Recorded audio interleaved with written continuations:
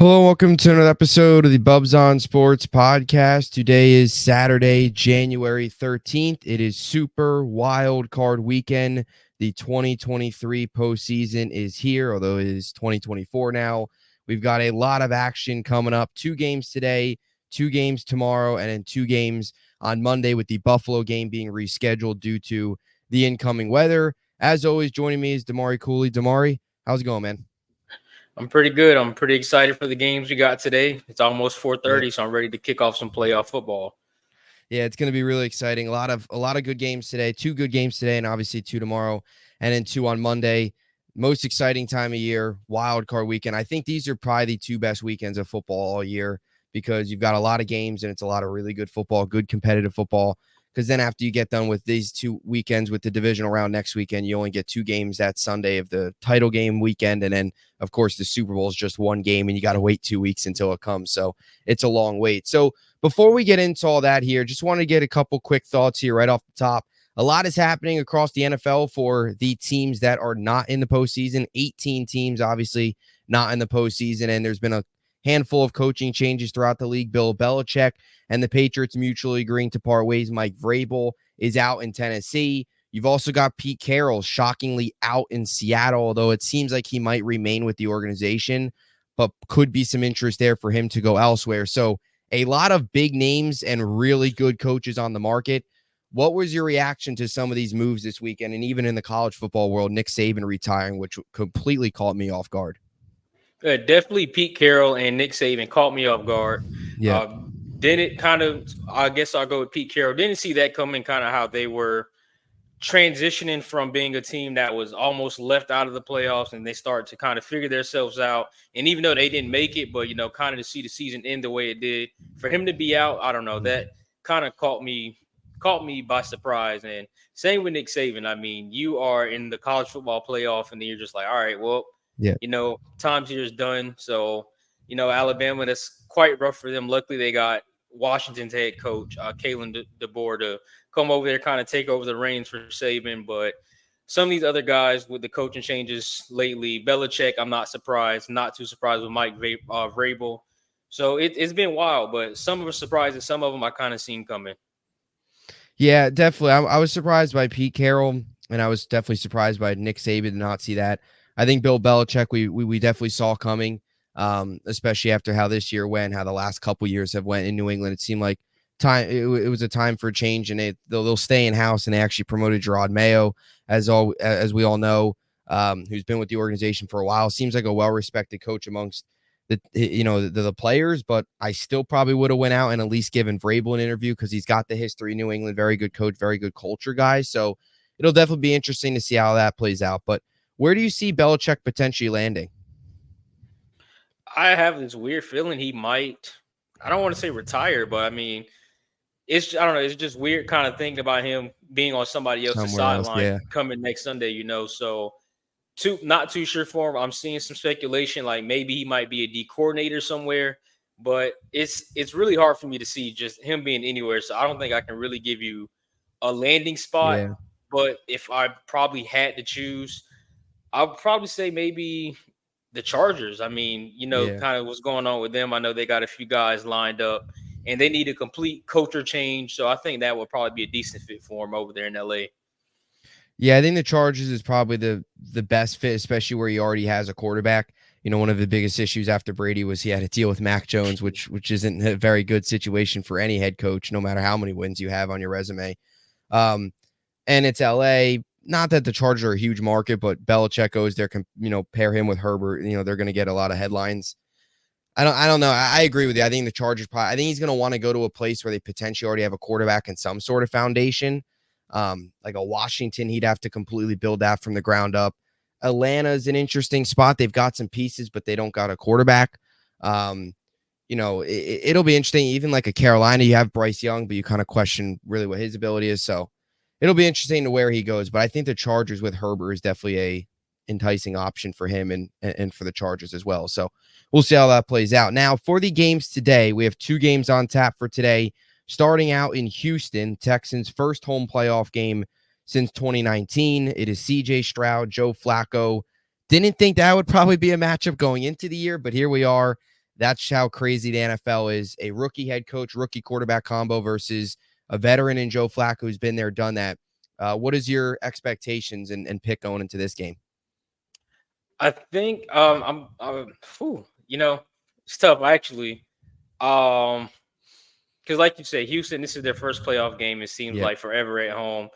Joe Flacco's been playing so great, but for any team, any quarterback is like you have that stretch of Yeah. games. When is he gonna come back down to reality? So Yep.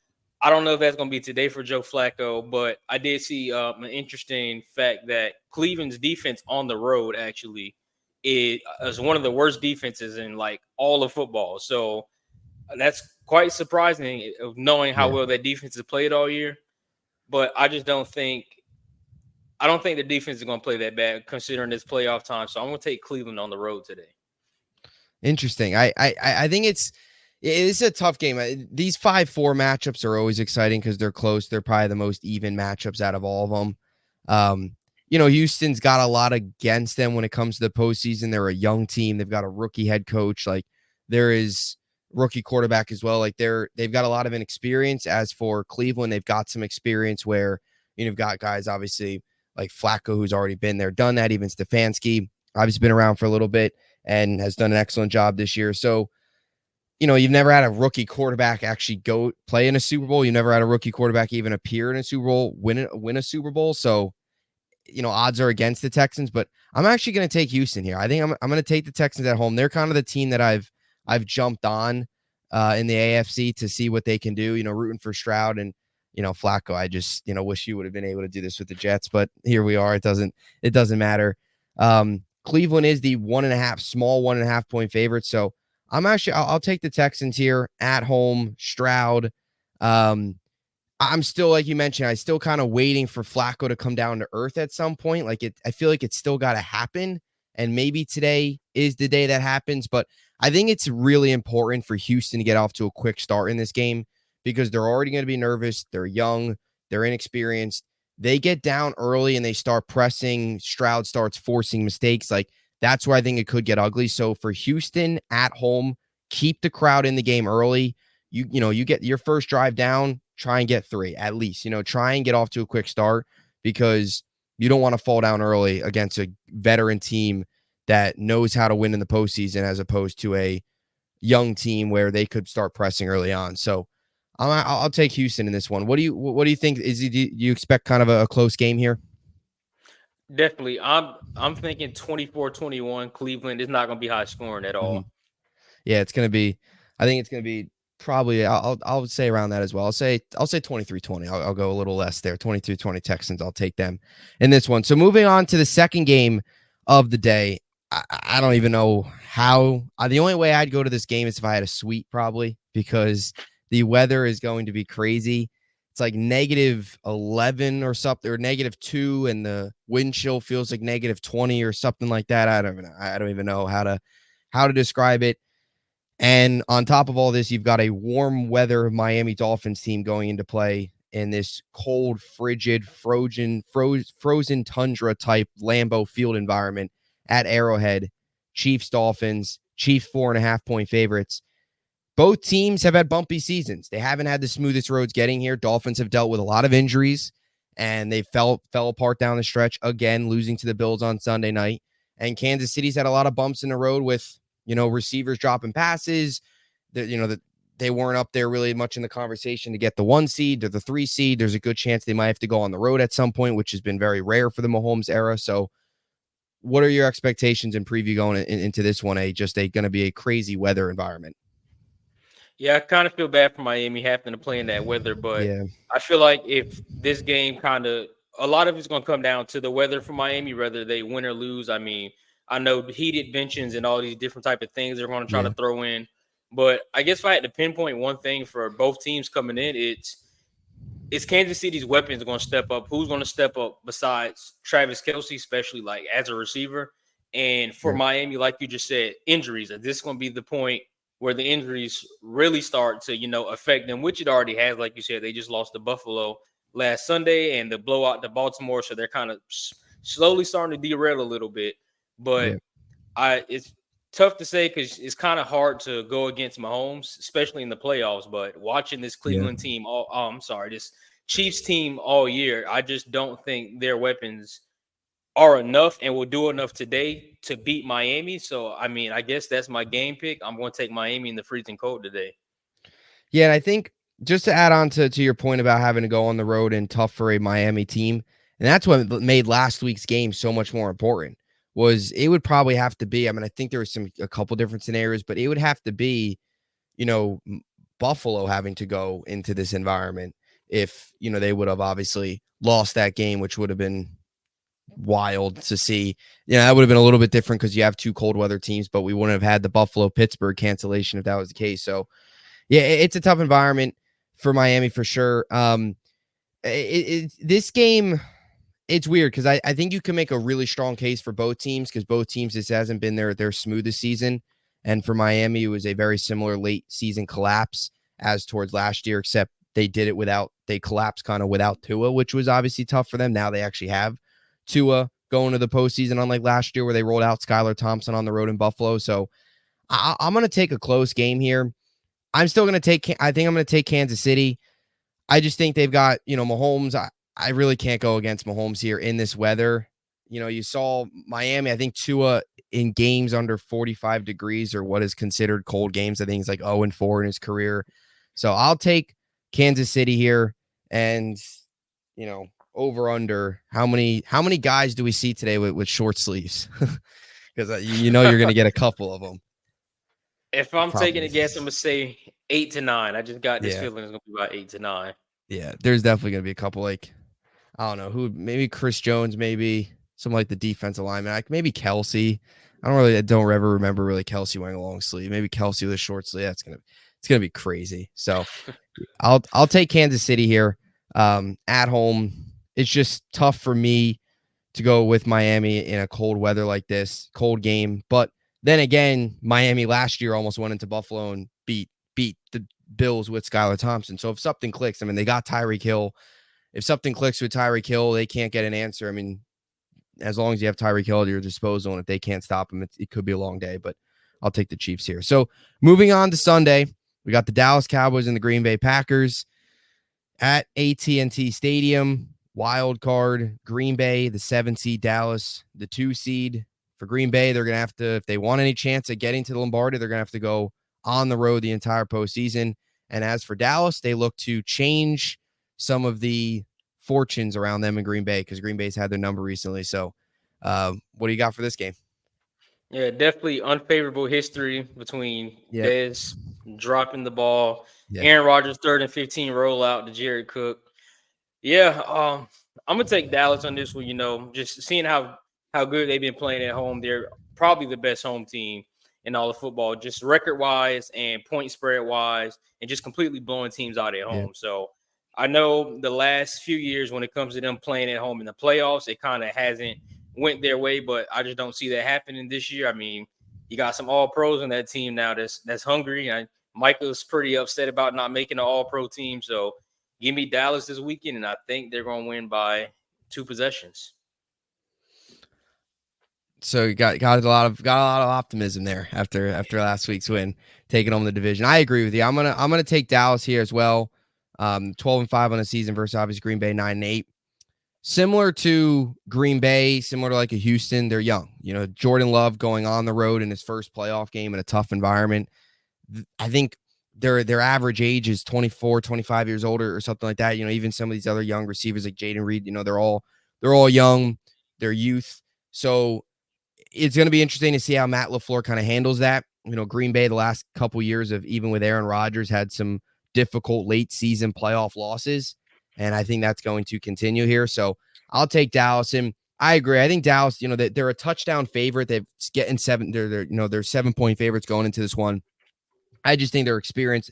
They're also the better team. I mean, let's be honest here. Green Bay, they made it took them until the last week of the season to make the playoffs. And this is a 9-8 Packers team we're talking about. This isn't a 12-5 Packers team. It's not the same Packers team that Aaron Rodgers had all those years of taking down Dallas. It's a different team. Dallas, I think, is just better. So I'll take the Cowboys here as well. And I think that inexperience for Green Bay on the road is going to be tough.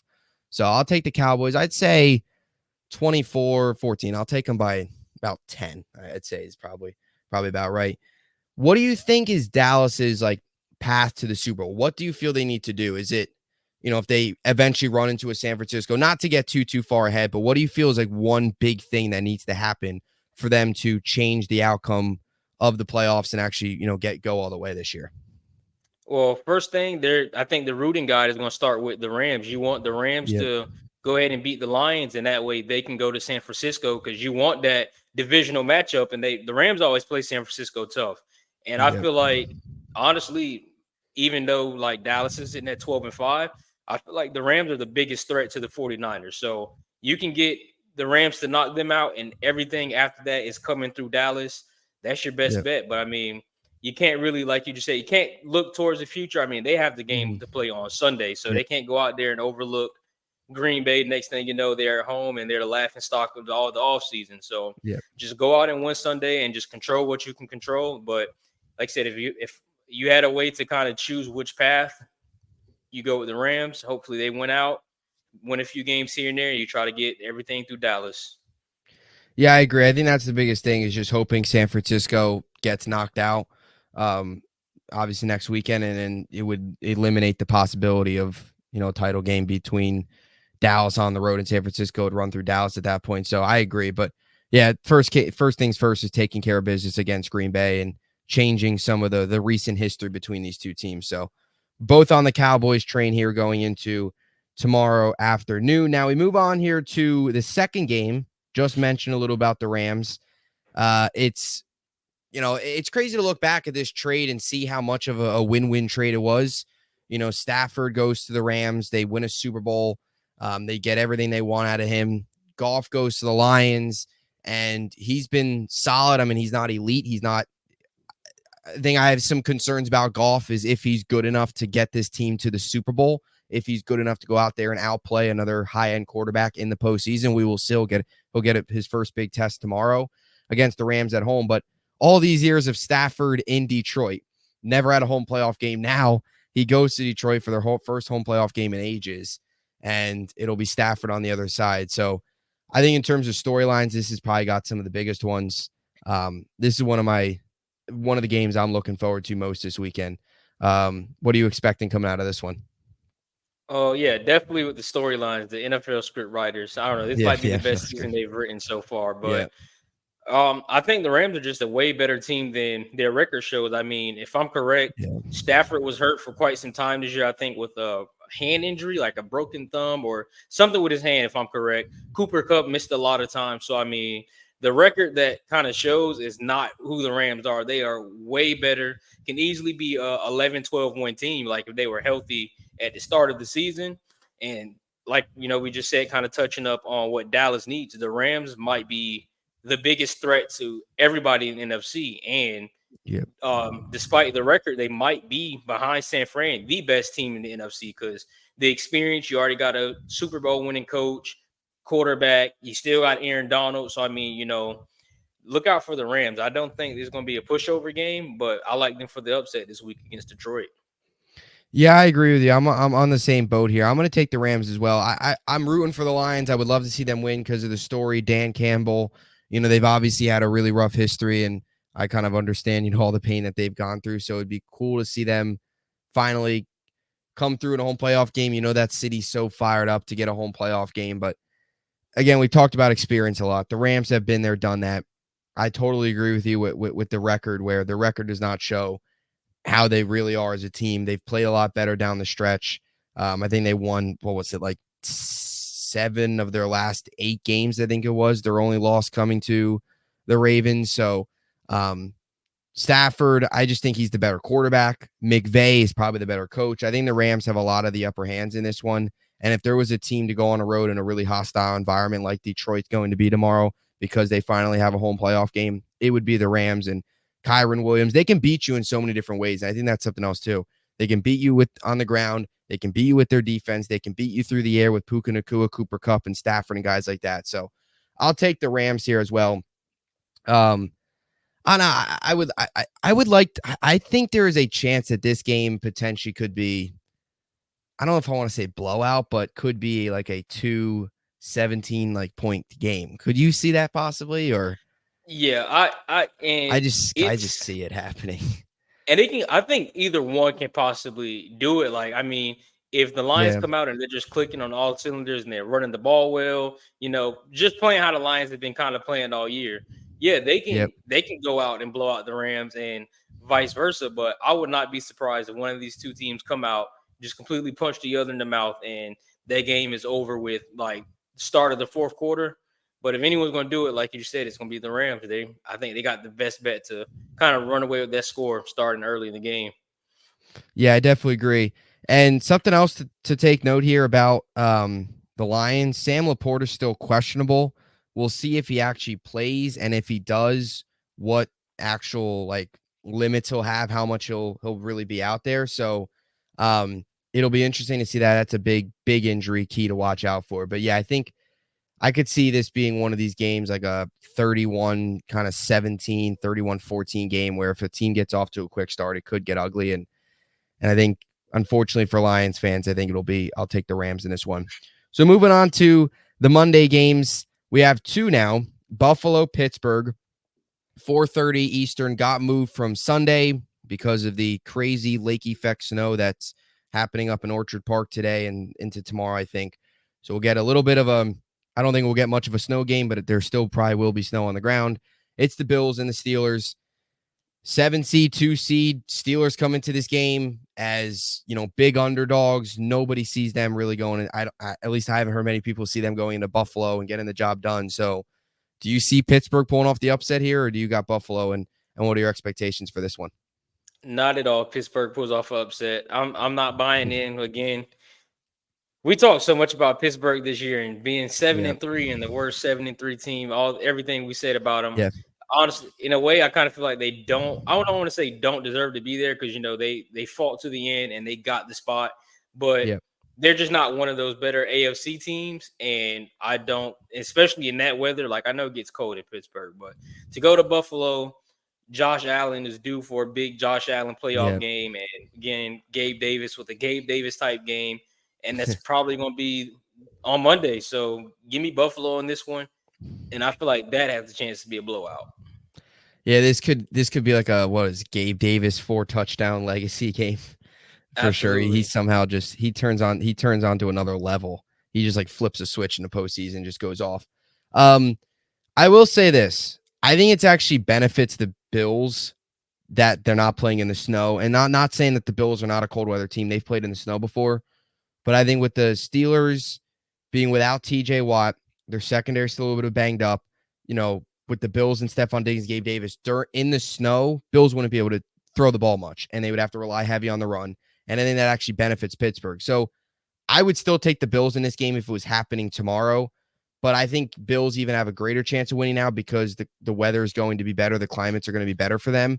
And I just think if it was actual snow game, I think there's a better chance for Pittsburgh if the Bills would have to keep the ball on the ground for them to win with their defense and Mason Rudolph just game managing and getting the job done that way.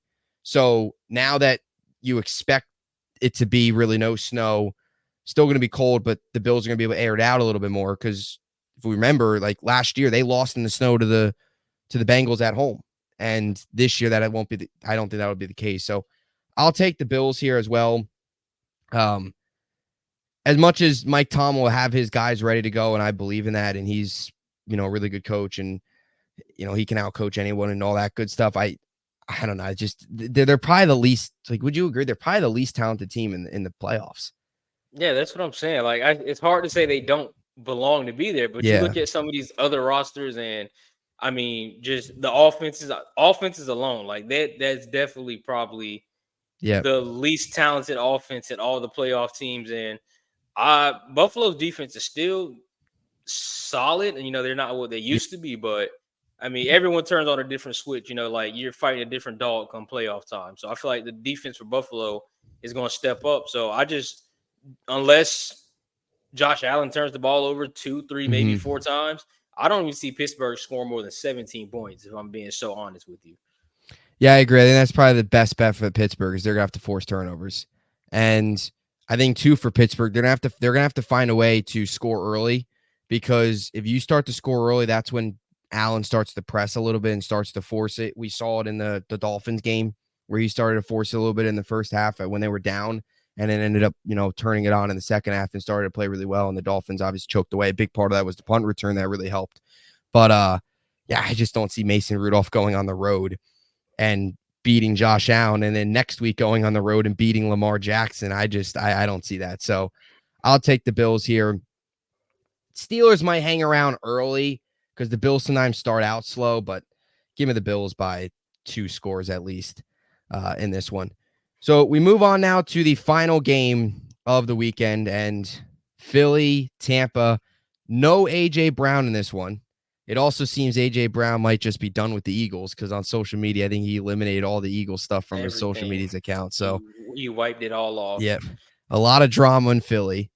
Meanwhile, you've got the resurgence of Baker Mayfield and Todd Bowles hosting a playoff game on the other side. So at the beginning of the year, we thought no Tom Brady. Tampa's going to be terrible. They're going to be in line to draft Drake May or Caleb Williams. And here they are, Baker Mayfield 9-8. They're hosting the Eagles. And I'll be honest, all week long, I was set on the Eagles winning this game. And I still think there's a good chance they do. But Tampa all of a sudden now seems like a interesting pick for this one with A.J. Brown out and just a fire burning inside Philly right now. Yeah, I've been waiting all week to talk about this one because my stance on Philly all year, and it's finally caught up to them where they lost 5 of the last 6. I mean, they had the easiest remaining schedule in all of football, and you lose 5 of the last 6. The one you do win, you win because Tyrod Taylor overthrew Darren Waller there in that game, and Isaiah Simmons had a chance at a pick 6 on a 3rd and 20 that went right over his fingertips. So I mean, the luck finally ran out for Philly, and I love to see it. But yeah, I'm just with AJ Brown out, like I don't believe in Philly, haven't believed in him all year. And watching Tampa the last 2 weeks, they struggled a lot offensively. So I feel like this is gonna be one of those games where they're forcing Mike Williams, forcing Chris Godwin, and not in a way where Baker's putting them in bad positions and turning the ball over. But the last kind of 2 weeks for Tampa, it was kind of let's explore all our other options and hope we can still win this game defensively. And you see that didn't work out against the Saints, but it worked out against Carolina. But now coming into tomorrow, I mean, Mike Evans, Chris Godwin, one of those two, they might have like a smooth 130, 140 yards because Philly's secondary is trash. Yeah. They are, they're going to get, they've already been exposed, but they are going to get embarrassed tomorrow. So I guess that's my pick. Give me Tampa. It's going to be close. I only see Tampa by maybe 4 or 5 points. Like, not really be a blowout, but I mean, you might as well go ahead, Philly, start packing your lockers and get ready for next season. Getting the golf trips booked. Yeah, this has been a game I've been looking forward to too. It's funny because these two teams met obviously earlier in the year, and Philly won 25-11. They got to 3-0, and it seemed like at that time there was no way this was going to be a wild card matchup. But here we are, and it's Tampa hosting this game, which I don't think anybody expected.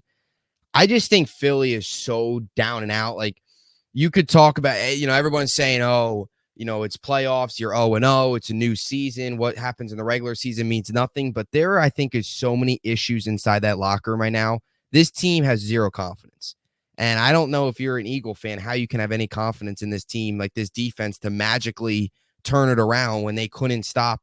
Like you said, they had a tough time stopping Tyrod Taylor in both games. And then they had they couldn't stop Kyler Murray and the Arizona Cardinals, who won 4 games this year at home. Like, these were games too that were happening at home that they were just getting blown out by. And it's crazy to think this team too, they almost lost to, it is really wild because, we talked about this a couple weeks ago, but you make a great point. You go back to even their when they won 3 straight games against Dallas, Kansas City, and Buffalo before they got blown out by the Niners. All 3 of those games easily could have been losses. You can make this team could easily be 8-9 right now. So you're going off of that, Tampa at home, and I'm rooting for Baker Mayfield and